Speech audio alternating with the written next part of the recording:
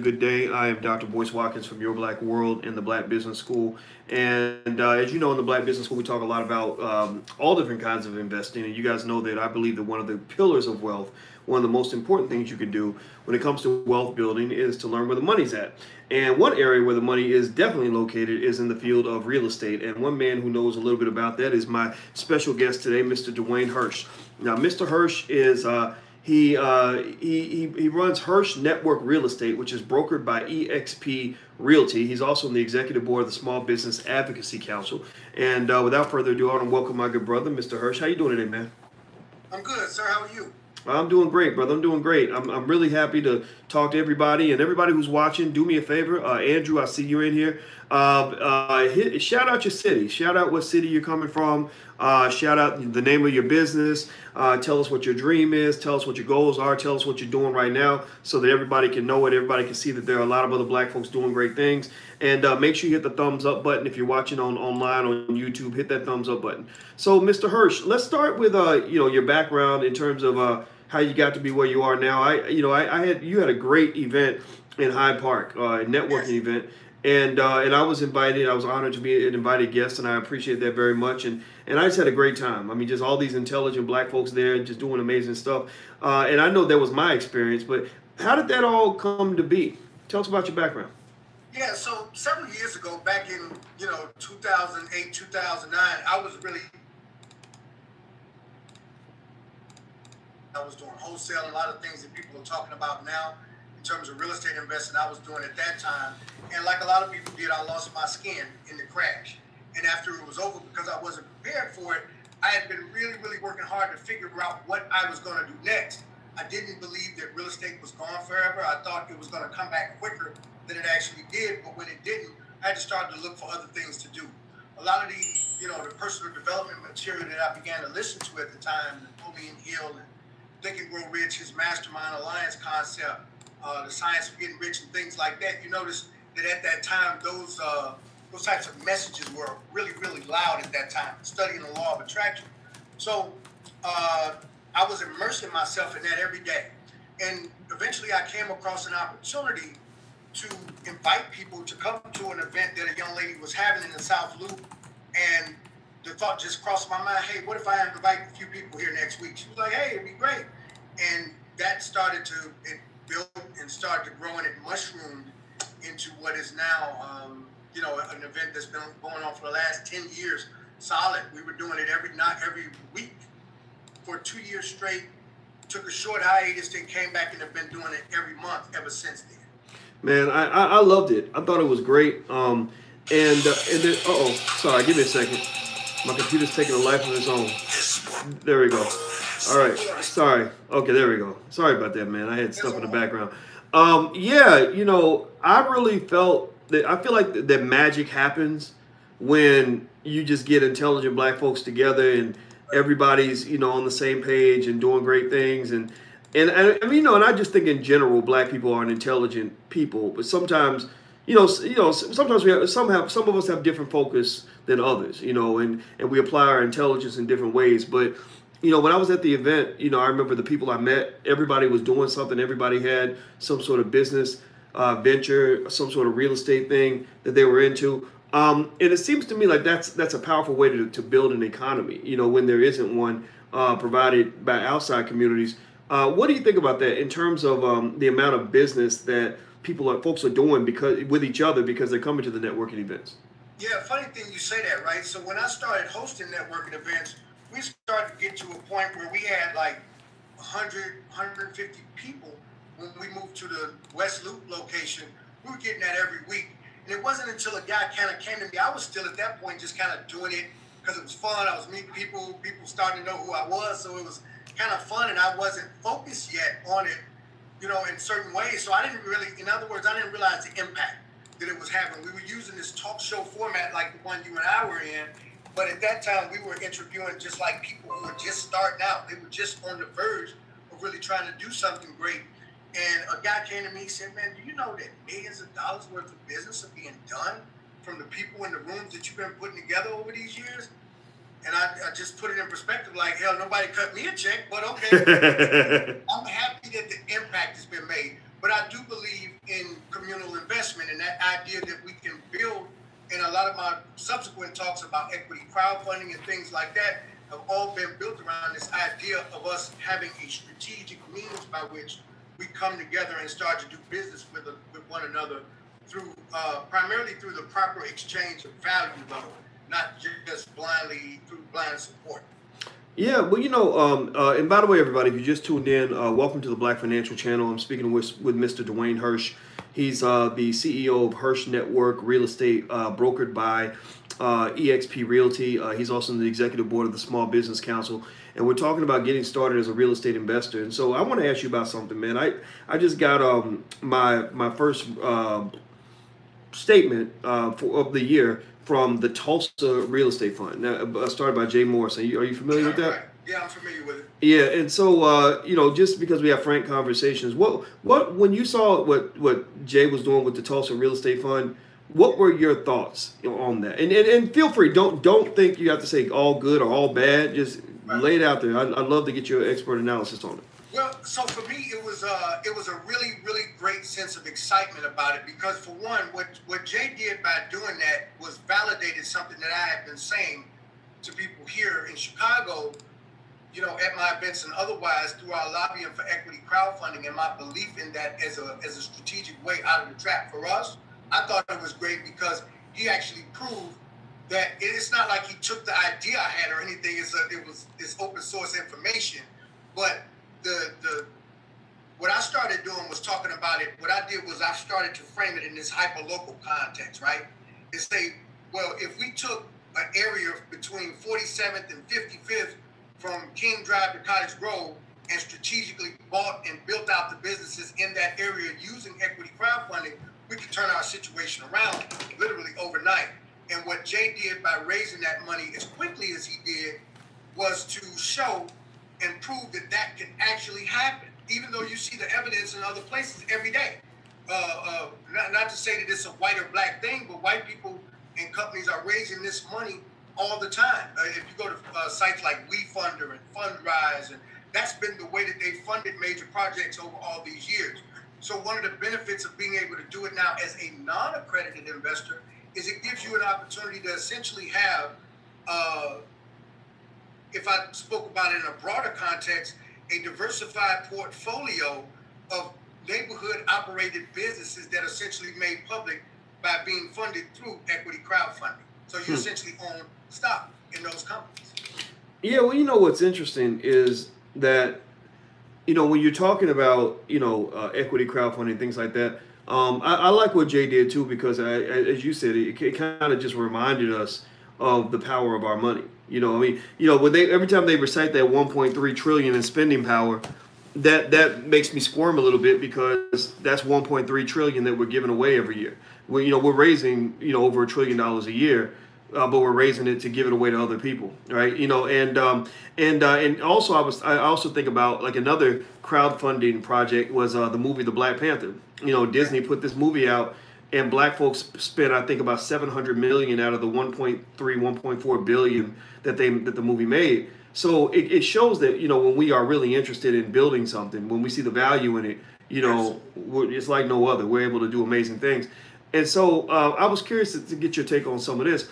What I've also observed is that even with the change in the laws and making equity crowdfunding easier to do, there's still some administrative hurdles in terms of dealing with securities regulations and stuff like that for raising money. What's stopping lots of more of these projects from being done? Like for example, if you and I are talking as brothers, what's stopping you from saying to me, "Hey, Boyce, I got this equity crowdfunding thing. We're gonna go buy up, 2 blocks in the city of Chicago. Just tell everybody what to do and tell them to sign here." What's stopping that from happening, or making that sort of a very simple process? Man, great question. So, when the law was passed and originally made it federally legal in 2012 through the Jobs Act, the rules for that, the SEC was very slow to write the rules for that. The rules for that didn't actually get written until 2015, and it became a functional law in May of 2016, I believe. Now, what states began to do and what the SBAC lobbied for was what's called intrastate equity crowdfunding, where the rules are a little bit different. You can raise more money. There is a higher amount that every individual can invest in a project. So several states started to pass their own intrastate rules. Now, to answer your question, though, the hurdle in it is this. It's a little bit expensive to file the legal paperwork that you have to file in order to raise money from that many people.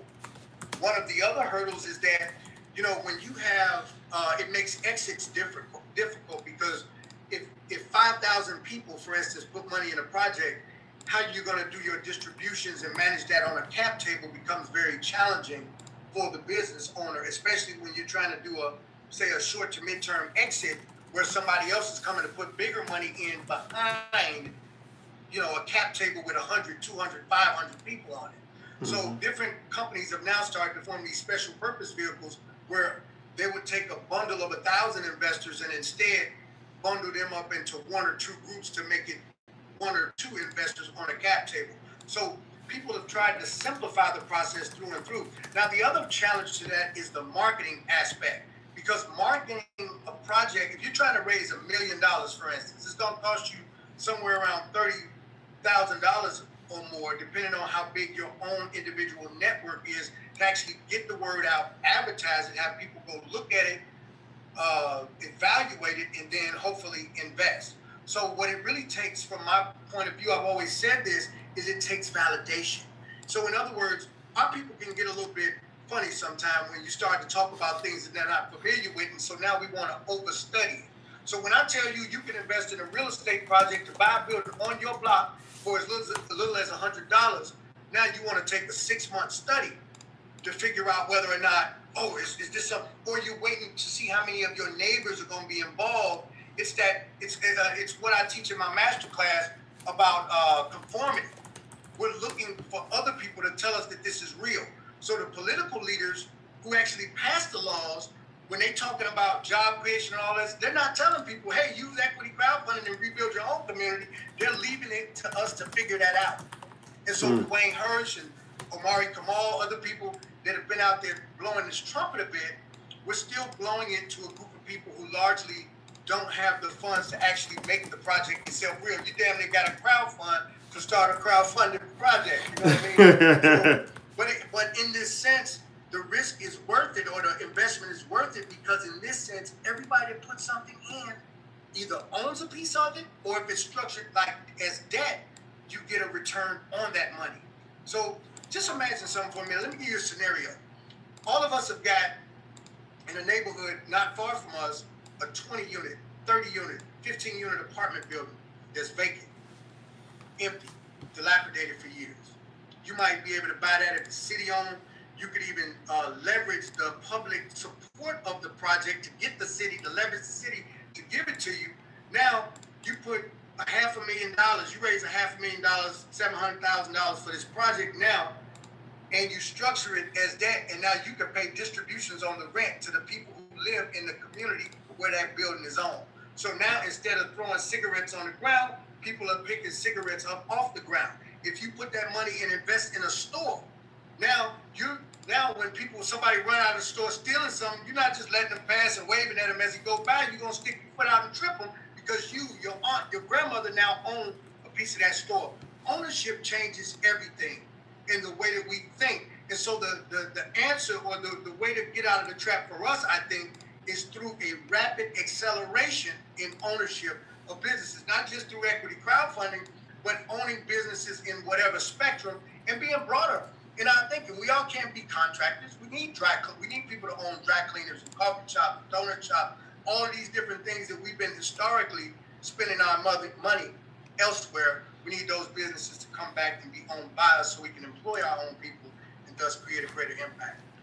I love that. By the way, everybody, I want to welcome you to the Black Financial Channel. The URL is theblackfinancialchannel.com. Everybody who's watching, please give a thumbs up and please welcome our special guest, Mr. Dwayne Hirsch.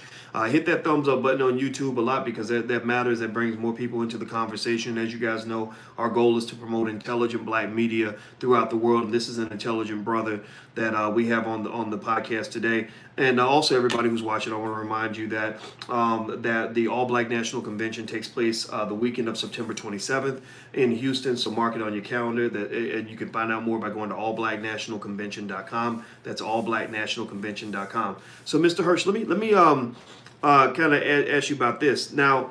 In terms of equity crowdfunding and things like that, and I agree with you. I think that it just seems to me that there's so much opportunity there in terms of just things that we can buy literally with the money that we might spend on fast food. If you just literally took the money that, if you got, 1,000 black folks to just do a matching funds where whatever you spend going out to eat, put that same amount in a savings or an investment account so we can raise money to go buy a building or whatever it is. Those opportunities are out there. It seems almost like to some extent, education is an important component as well, that we still have some work to do in terms of teaching or reminding everyone of the value of ownership and that ownership is a possibility. It seems to me that a lot of us don't become homeowners because we just don't believe that that's doable for us, that's just too high of a task. As a real estate expert yourself, what do you run into in terms of, like if I said to you, for example, if I said, it seems to me that a lot of people who can afford to buy a home at some point just don't ever do it because they don't believe they can afford to buy a home. What would you kind of say to a statement like that? I would say that what they haven't done is they haven't either availed themselves to information that can help them get across that mental bridge, or they have not just sat down and dug into the process well enough to know. I run into homeowners all the time that people who are coming to me now to buy just figured out that they could do it. Sometimes they'll call and say, my credit's kind of okay. Then you have a loan officer take a look at it and they got a 700 credit score and didn't even realize it because if it's not something that has to be top of mind, you don't even know. Or you don't even know at least how close you are. So I always tell people, even if they think that their credit is bad and they got all these other problems, call the loan officer, talk to them, and let them tell you, hey, if you're not qualified, here's the things that you can do to get qualified in a month, 3 months, a year, whatever that time frame might be. And everybody has a path to home ownership. It's not always immediate. It may be a year down the road or more, but everybody has a path to that. And you should start that path today. I would encourage anybody to start going down that path today, because even if it takes a year, hell, you're still going to need it then. You're still going to need the advantage of that at that time.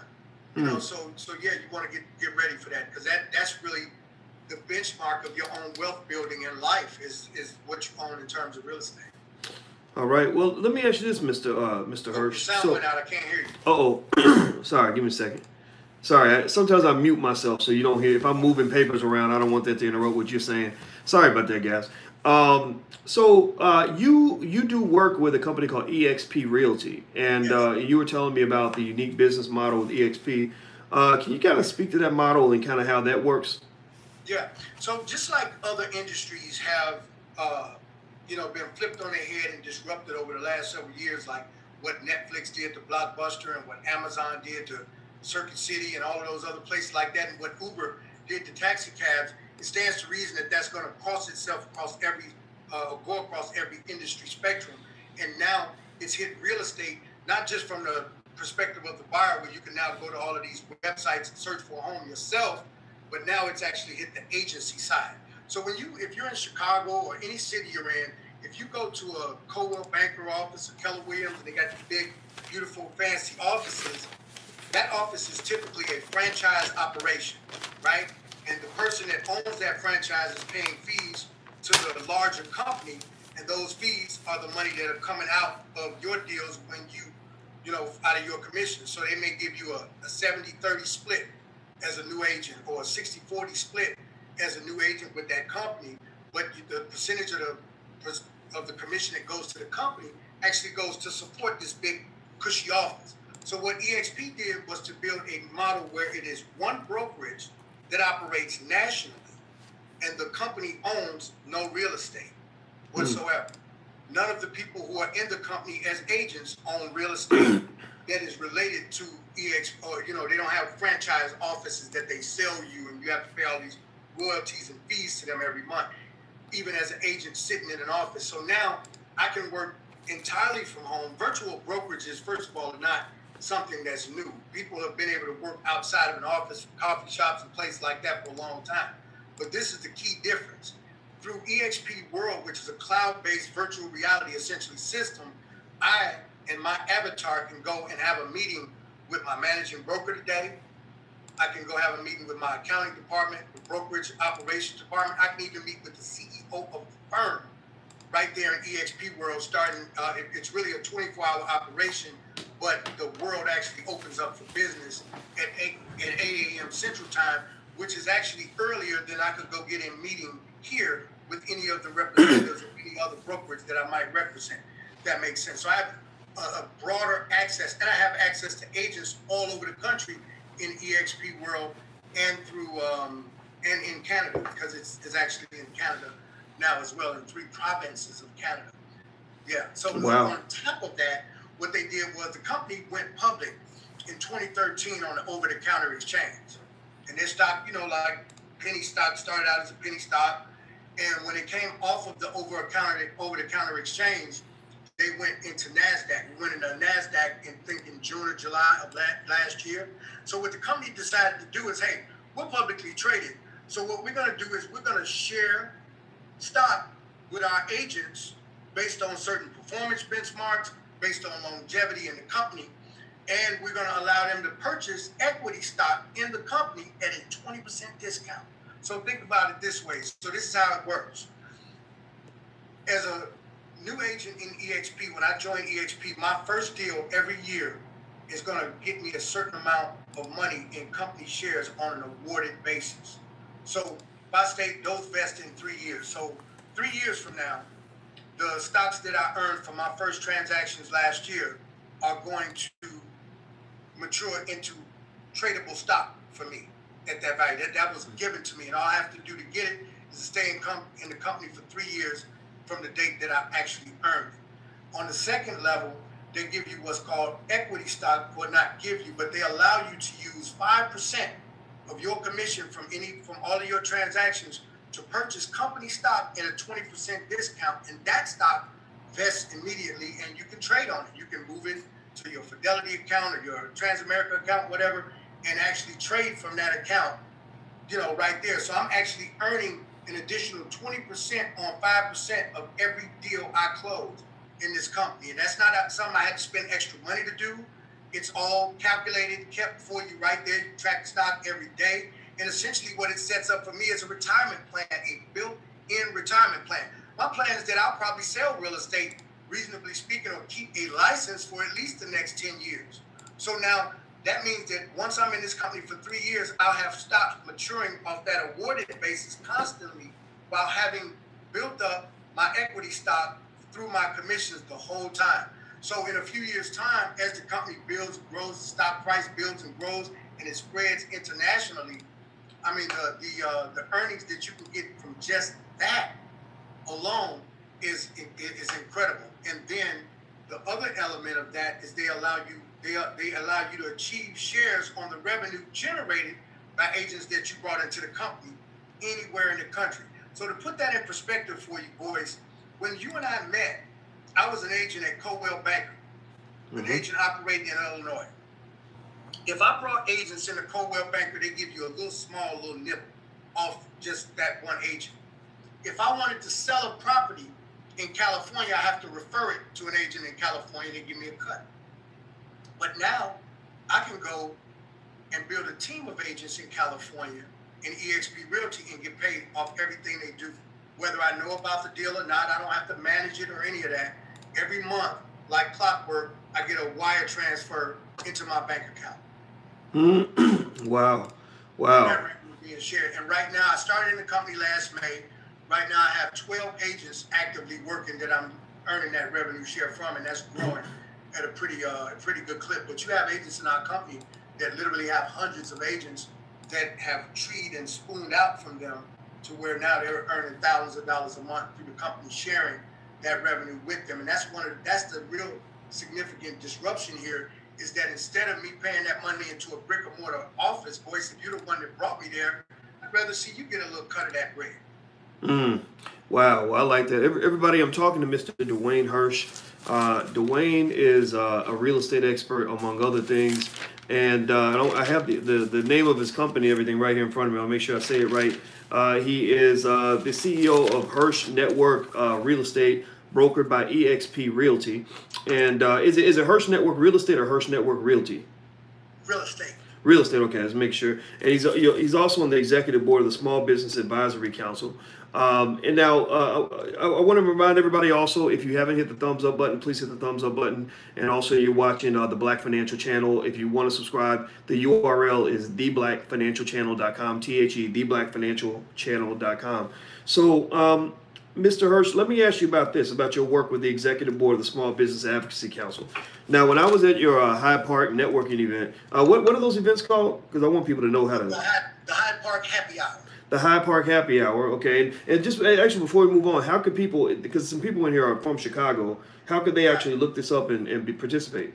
Yeah, so the Hyde Park Happy Hour takes place on the third Wednesday of each month at the Redfish Bluefish restaurant at 5121 Harper's from 6 to 8 p.m. We only have 5 events left this year, and then we'll be kind of moving into a different networking stratosphere. But that event takes place at the same time. Anybody that's on this broadcast right now, you're welcome to come out. Again, it's 5121 Harper at the Redfish Bluefish restaurant from 6 to 8 p.m. on the third Wednesday. And in May, that's actually May 15th. Okay, May 15th. All right. And Redfish Bluefish. And what was the time again? 6 to 8 p.m. 6 to 8 p.m. Okay, I want to write that down because I want everybody to know about that, because I think the networking piece is really valuable. I mean, people don't really, and I think you understand this, but a lot of people don't, it seems. They don't know how much economic value is created from networking. You know, a lot of people don't really understand, you know, who your friends are plays a big part in how what your money looks like. You know, if you got 5 broke friends that are all borrowing money from you, then you become the bank, you know, and you go bankrupt because you're trying to carry all these people. But if you got, you know, 5 friends that can loan you money or can make deals with you or that can help you get access, that can add value to your life, then you naturally get boosted by that, you know. And it almost seems, and maybe we could talk about that, because I'd love to hear about your perspective on networking. But you know, and I've had to deliberately work on that, because I'm naturally an introvert. I'm naturally a little bit antisocial. You know, I'm a mathematician, scientist who sits in the computer. You know, I'm used to sitting in my office on the computer. You know, but what I've learned is that a lot of things that are really hard for you to do on your own or impossible to do on your own suddenly become very easy when you know who to tap into and work with, delegate, things like that. Can you kind of speak to that a little bit? Yeah, absolutely. So I actually teach a 3-hour class, or have taught a 3-hour master class on networking. I've been paid by companies to go and teach their employees about networking. And the thing about networking is that, for one, I need to tell you, Boyce, I've always been a shy person my whole life. Networking became easier for me because I'm able. It's a way of me being able to break through that in a natural, genuine way. When I feel like I have a value proposition to offer someone, it empowers me. When I can go into a place and speak intelligently on the topics at hand, it empowers me. Some of us that don't want to network or feel uncomfortable in those spaces, sometimes we have a kind of a tunnel that we put ourselves into in terms of our information spectrum, right? So in other words, I had never, before eXp Realty, and I got those stocks through that company that I'm getting now, I had never bought a stock in my life, but I watched CNBC every day. So when I went and started networking with people downtown, I'm able to speak to topics about the economy and different things like that, you know, they might not either expect me to know about, stay in tune on international affairs and things that serve as conversation pieces with people that are outside your own activity spectrum. So if you're aware of what's going on in the news, for instance, then you can always speak to those topics and use those as bridges to build conversation while you start to attack business, right? The other thing is being very clear on what your value proposition is if you're doing professional networking, right? So if you come to my event, you're going to meet a lot of people, like you said, that are in business doing things. So you want to know what your value proposition is.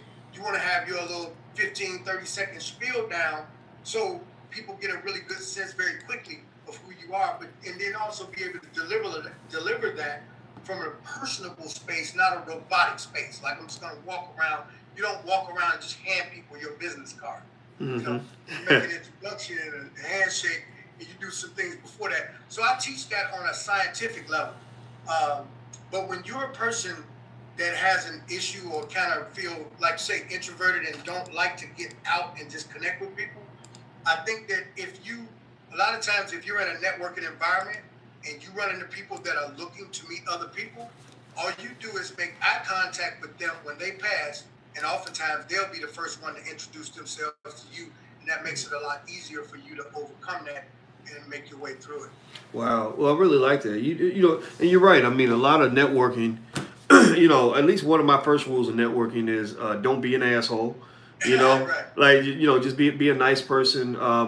I think I at least I believe, I don't know, maybe I'm naive, but I believe that people appreciate authenticity. They appreciate people that are there to offer something and to help them, as opposed to people that just want something from them.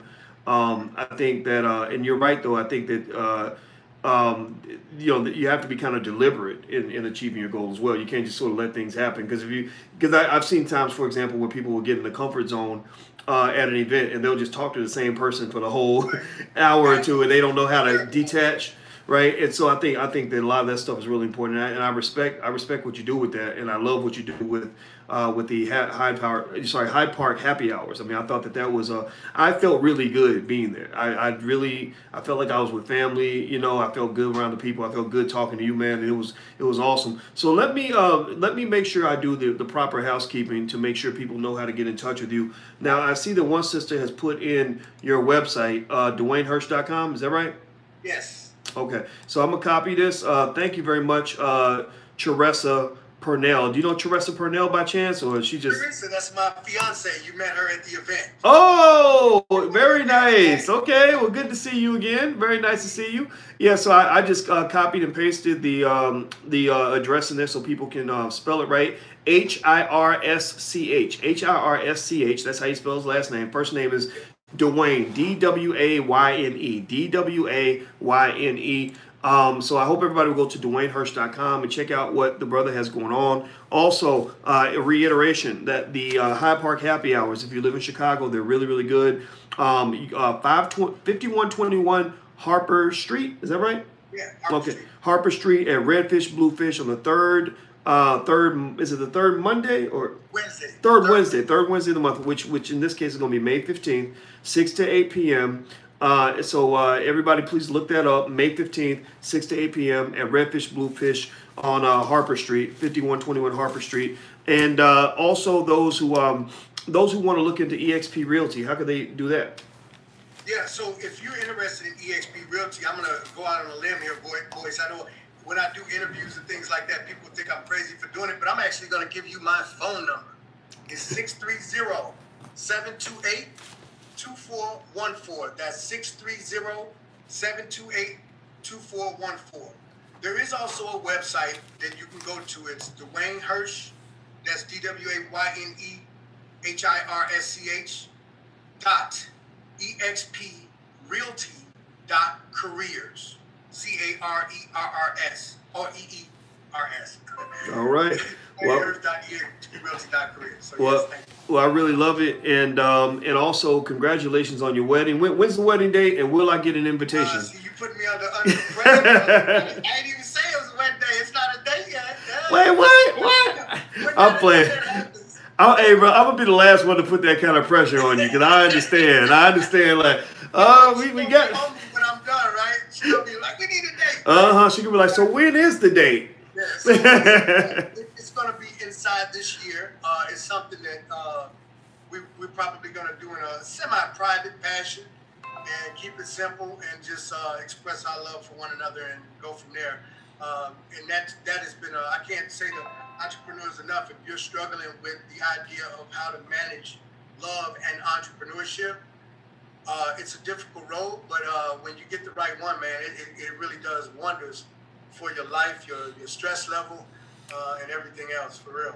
Well, I remember seeing your wonderful fiance. She's a very, very nice lady, and I saw her helping you and backing you up and supporting you and everything else. And I think that that's great. You know, I'm a big fan of that. You know, I think that does it make things more complicated sometimes a little bit, but then again, you know, everything, it's always going to be complicated no matter which path you pick. You know, and I personally think that when you are dating an entrepreneur, it does require you to really understand. An entrepreneur is not like a 9-to-5 employee type. You know, entrepreneurship. You know, if you dating a good entrepreneur who's serious about what they're doing, you know, you got to either help out or get out the way, or you know, or something. But if you impede the progress of an entrepreneur, then you are becoming the what do they call it, the unstoppable force hitting the immovable object, and it's just an explosion. So yes, I would imagine, I would say to people that date an entrepreneur, either help or get out of the way, one of the two. But do not impede too much, because then you're disrupting and undermining a person's dream, and then I at least I've seen people become resentful over that. You know. Yeah, and I think a big part of that, and it doesn't matter whether we're talking about real estate investing, a real estate company, or being in love, or even buying a property, selling, knowing what you want, what you really, really want, not what you think you want, right? Or what you want on this surface. So I tell people that I got more comfortable when I started making that decision based on where I expect to go in life, not where I am right now. And I found that to be a better way to make that decision, because you know, if a person comes in with this temporary construct in your mind, then they're only going to serve a temporary purpose for you. But when you can see 10 years down the road with that person, or you know that they have that ability to help you get to where you want to be in 10 years or 20 years or whatever, that's a much easier decision to make. Yes, it is. For a person this, and I know a lot of your listeners right now probably have that challenge. Yeah, it's tough, but then again, life is full of problems, but problems are meant to be solved, right? Yeah. So don't look at your problems like a person that gives up on things, if you look at your problems like a loser, you see problems as obstacles. I encourage people to look at your problems like a mathematician. I'm a mathematician. We solve problems all day long, and we know that every problem has a solution, or most of them do. And when you see a problem that's difficult, you sit and you think about it and you figure it out, and it always makes you better at what you do. So problems are opportunities to grow, never opportunities for you to give up, so don't even get in that mindset, everybody. So everybody, I want to say thank you guys for hanging out with us. Everybody, please give Mr. Hirsch a digital round of applause. Just throw in a quick thank you. Everybody, please hit the thumbs up button. If you haven't hit the thumbs up button, please do that. Also, if you're interested in financial topics and things like that, that you can use to enhance your family, we actually have financial workbooks for children. The summer's coming, so get your kids, give them something positive to do. So we have financial workbooks for Black children at financialworkbooks.com. That's financialworkbooks.com. Dwayne, have you seen our financial workbooks? No, I don't think I have. Let me show you, man. I'm very proud of these because it took us 2 years to put these together. We literally had to put them all together, and then the first time we didn't like it, so we had to go back and do it again. It took 2 years. So we took a year and then realized that they weren't what we wanted, so we had to go back and redo them. But you can see here we've got every grade band covered. We covered investing, money, and also stock markets. And so you got middle school here and high school, elementary school, 4th to 5th grade, 1st to 3rd grade. So it's kind of broken into grade bands. We got some Black education experts to help us with this. That's like that. I feel like almost like I need to read every one of them from first to right. Just because you miss having gotten that information in a language that a child could understand, right? So because that was not a part of the conversation of my childhood, I'd be very interested to read how that is presented to somebody in the 1st to 3rd grade level. That'd be very interesting. Man, well, most complicated financial concepts can be presented to a 1st grader. And the thing is, these are some of our flashcards. These are just a couple of samples of the flashcards, and we have flashcards for entrepreneurs, stuff like that. I find that the simple topics or the simple methods of teaching are better in terms of nailing down difficult concepts than the complicated stuff. Because a lot of people run away from financial literacy because they think it's just this crazy complex thing, and it's just not. You can explain most financial concepts with cartoons, you know. And so we have digital programs, we have flashcards, we have workbooks, things like that. And we have actually, it surprised me. I thought that everybody who was in the programs would be a child. And I mean, and we really armed these kids to the teeth in terms of making them financial ninjas. Like a child who goes through that program will be ahead of most college graduates. And I'm not making that up. I've taught college students for 25 years. But what we found was it wasn't just kids joining. Like we have people in there as old as 70 years old, you know, who said, this is great because I get to see the concepts presented in a way that's simple and easy to understand. You know, and so we tried all kinds of methods, man, because what we want is we want financial literacy to be something that not only are black people not afraid of, but we want people to see it as something that is mandatory, just almost like a rite of passage, you know, stuff like that. Like I'll show you another thing that we had put together. We had puppet masters create like puppet shows with black characters to teach financial concepts. So this is like the BMOT family, right? So like you see here, it's like, you know, this, I'm not going to play the whole thing, but so we have the puppets and the son talks to the dad and he's talking about, you know, financial concepts and it's just really cool stuff, man. It was really fun as a teacher. Like I was never interested in money just because it was money, you know, like I was never the guy that would sit and watch Bloomberg channel all day and talk about, you know, price earnings ratios and all that. I had to learn all that to get my PhD. But what I found was money became really interesting to me when I started to understand what an impactful tool it is or weapon it can be when it comes to your life, managing your life. You know, I mean, if your money ain't right, your life ain't right.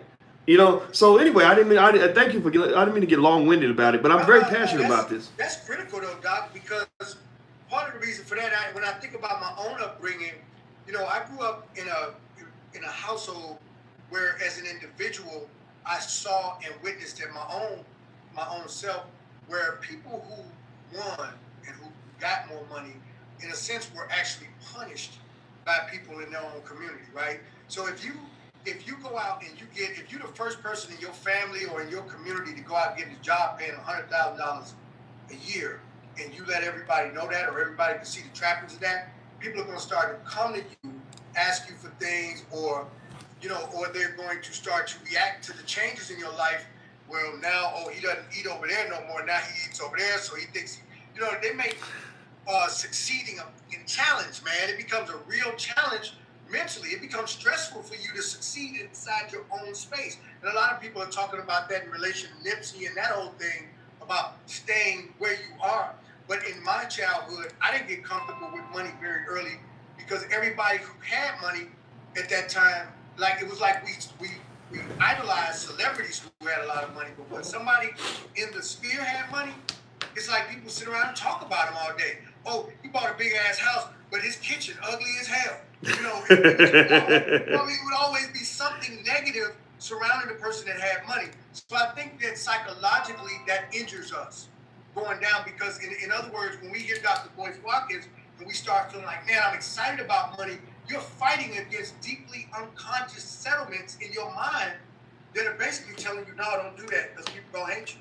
Don't do that. More money, more problems.